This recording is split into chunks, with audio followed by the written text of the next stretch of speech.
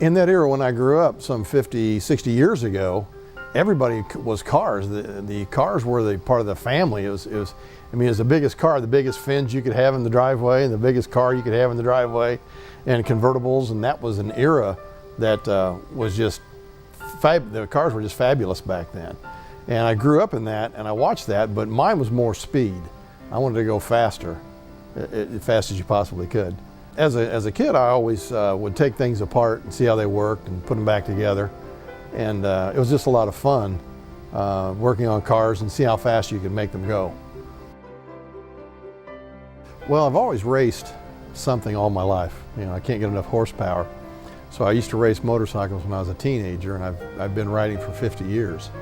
I became interested in collecting vintage bikes probably 5 years ago, 6 years ago. And I was trying to figure out which one I wanted, which brand I wanted. And I went all over the country trying to figure this out.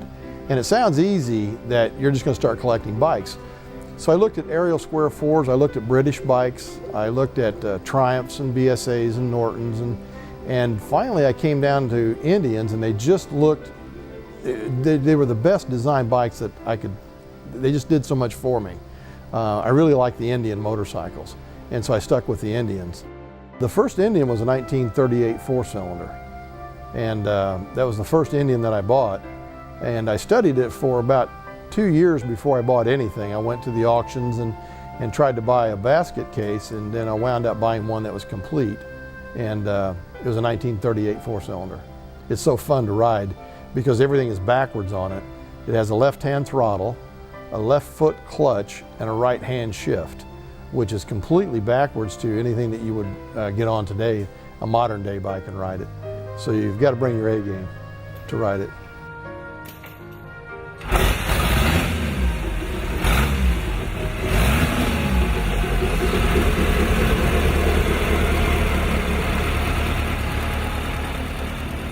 What I like more about the Indian bikes over any other bike is the looks of the bike, and the looks really attracted. I was attracted more to the looks and the performance of the bike. And there was a lot of Indian and Harley wars back in the day, and to study those and look at those, and to go to meets and talk to people who used to race these bikes is fun to do, and we do that too. Some of those wars, some of those battles between Harley and Indian still exist today. I was in Wauseon, Ohio a month ago, and they had a Harley and an Indian racing, vintage racing on the track still today with old racers, and they were really getting it done. They were backing it in the turns, and it was a lot of fun to see that. What I look for in acquisitions is the value of the bike, to make sure we don't lose any value. So take a look at the value of the bike, the condition of the bike, and see how far it's going to take to bring it back, see how much work is going to be involved to bring it back.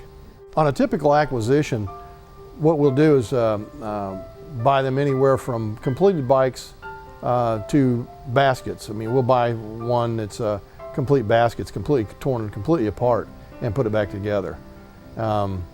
Most of the bikes that I've been buying lately are finished bikes with a mechanical problem of some kind.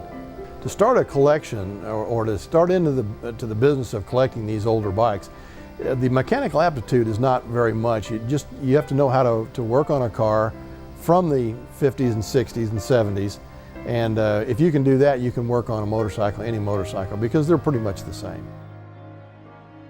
Some of the challenges that are out there now are the young people are not getting involved like they should, or like you would think they would. When I go to swap meets and I look at the age, I do demographics actually, and I look for younger men to get involved with this. And I'm encouraged because there's a little bit of that going on right now, but not as much as you would think. And it's mostly the older people, the older men that are involved in it. I was at a meet last week in Tiffin, Ohio, and the average age was 65 to 70 years old for these old Indian four-cylinders. So there are a few young people getting involved, but I'm trying to encourage more and more of that and doing what I can to help out with that. I would encourage the younger folks to take a look at some of the vintage motorcycles that are available.